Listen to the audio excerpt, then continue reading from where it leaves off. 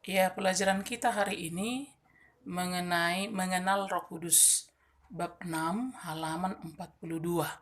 Coba dibuka buku paketnya ya, yaitu mengenal Roh Kudus. Siapa itu Roh Kudus? Roh Kudus itu ialah Roh Allah, Roh Yesus, Roh Anak Allah. Roh Kudus juga adalah Tuhan. Allah kita kan Allah Tritunggal. Tritunggal artinya tiga tetapi satu, satu pribadi. Cara kerjanya ada tiga. Satu sebagai Allah Bapa, dua sebagai Allah Anak, tiga sebagai Allah Roh Kudus. Cara kerjanya tiga, ya. Namun ketiganya itu satu pribadi yang tidak bisa dipisahkan satu dengan yang lain. Pribadi yang berkuasa, pribadi yang kekal. Itu Roh Kudus ya. Kemudian lambang-lambang kehadiran Roh Kudus itu ada 8. Satu lambang dalam bentuk air, 2 urapan, 3 api, 4 awan dan sinar, 5 materai, 6 tangan, 7 jari, 8 merpati. Masing-masing semuanya itu punya arti sendiri-sendiri. Misalnya lambang kehadiran Roh Kudus, kenapa dibuat merpati? Ya, kita lihat berapa kali merpati datang menyertai, menemani atau datang ketika Yesus dibaptis di Sungai Yordan, yang datang adalah merpati. Ketika air bah surut, yang dilepaskan adalah merpati. Merpati itu menggambarkan kesetiaan. Merpati itu juga suci, ya. Roh Kudus itu berarti setia kan bagi orang yang meyakininya, mempercayainya. Ada juga lambang api. Gereja Metodis, tanda salib, ada itu api di sana.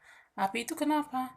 Api itu bisa sebenarnya membumi hanguskan bangunan yang megah dalam tempo sekejap, bisa menjadi tinggal puing-puing. Artinya di sana kuasa Roh Kudus bisa mengubah.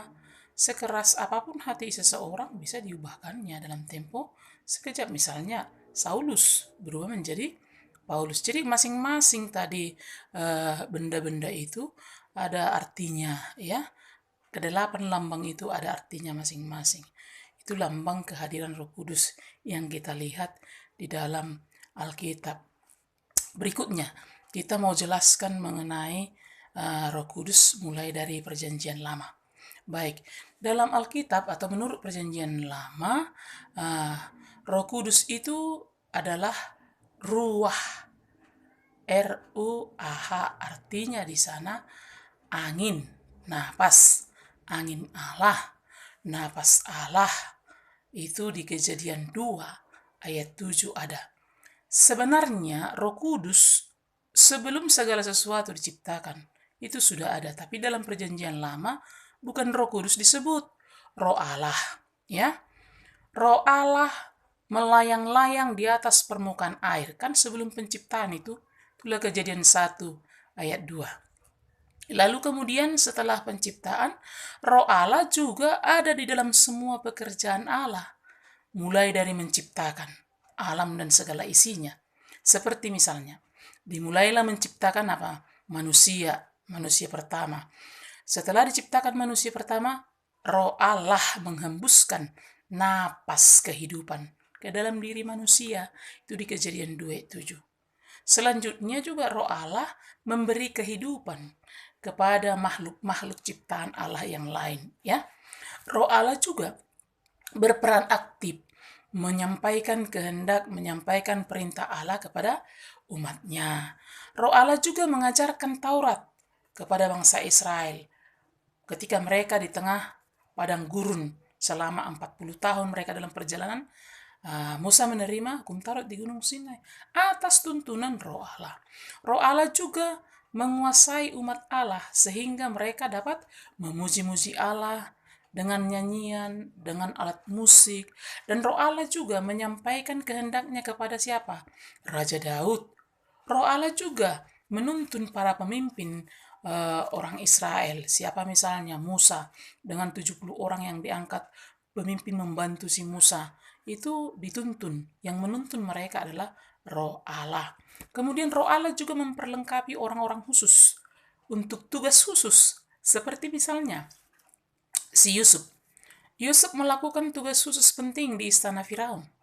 Dan Roh Kudus atau Roh Allah membimbing agar tidak salah melangkah di Mesir, sehingga dia pada akhirnya juga menjadi penguasa di Mesir. Ya, Roh Allah juga menuntun Gideon.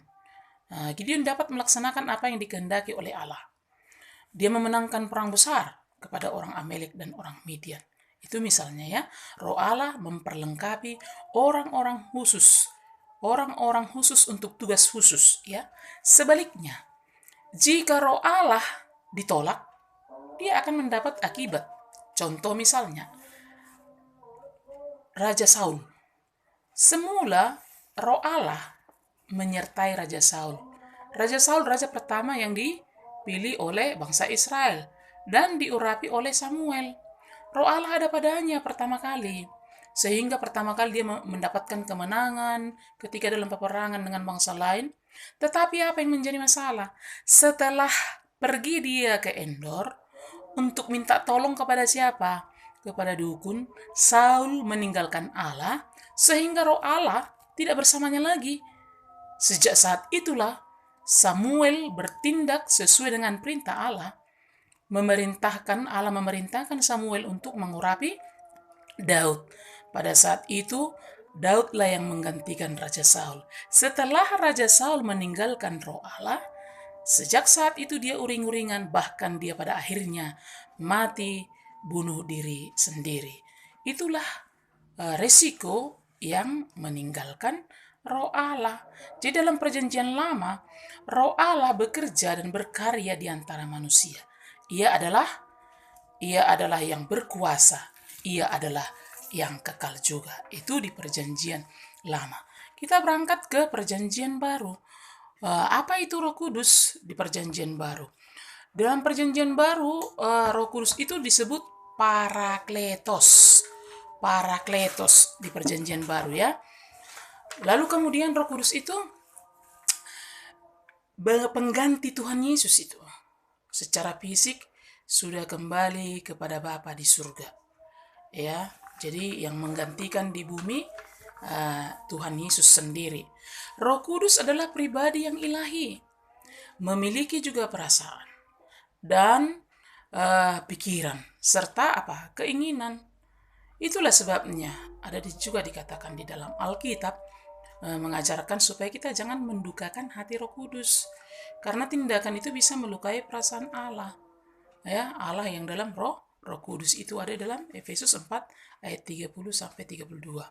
Pencurahan Roh Kudus itu terjadi pada hari Pentakosta. Apa itu hari Pentakosta? Hari turunnya Roh Kudus. Di sana Roh Kudus dicurahkan setelah Yesus mati, bangkit, naik ke surga, turun dari surga, dicurahkanlah Roh Kudus ya. Hari yang ke-50 setelah dia bangkit dari kematian. Itulah yang disebut hari pencurahan Roh Kudus ya. Di perjanjian baru sudah Roh Kudus. Kalau perjanjian lama itu Roh Allah disebut. Padahal sebenarnya sama itu kan. Kita lihat, selama Yesus di bumi, ia selalu berinteraksi dengan Roh Kudus. Contoh misalnya, ketika Yesus dibaptis di sungai Yordan oleh Yohanes Pembaptis, Roh Kudus dalam bentuk merpati datang kepadanya. Contoh kedua, ketika selesai dibaptis, Yesus dituntun oleh Roh Kudus masuk kemana? Ke padang gurun. Di sanalah dia dicobai.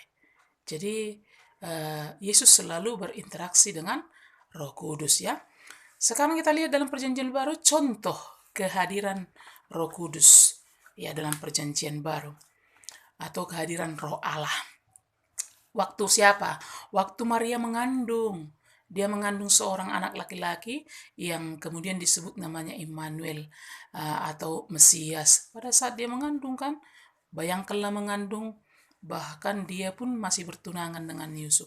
Hatinya kan tertekan. Jadi yang menguatkan hatinya pada saat itu adalah Roh Allah, Roh Kudus. Demikian juga pada saat Zakaria dan Elisabet. Pada usia senja mereka Elisabet mengandung. Kan Roh Allah juga yang menguatkan hatinya. Dan yang dikandung itu akhirnya itulah yang lahir Yohanes Pembaptis yang membuka jalan bagi kedatangan Mesias. Dan berikutnya, Roh Allah juga yang memenuhi Yohanes Pembaptis sehingga dia mampu berseru-seru untuk menyiapkan jalan bagi Mesias. Itu dalam perjanjian baru ya. Sekarang kita lihat apa peranan Roh Kudus dalam kehidupan setiap orang beriman. Roh Kudus itu memiliki peranan penting. Menghibur, menguatkan, menopang, menolong orang-orang yang beriman. Ya, menghibur, ketika kita berduka dihibur, ketika kita lemah dikuatkan, ketika kita lemah juga ditopang ya, ditolong ya. Kedua, menyadarkan, menginsapkan. Bagaimana kita supaya sadar? Roh Kudus berperan untuk itu ya.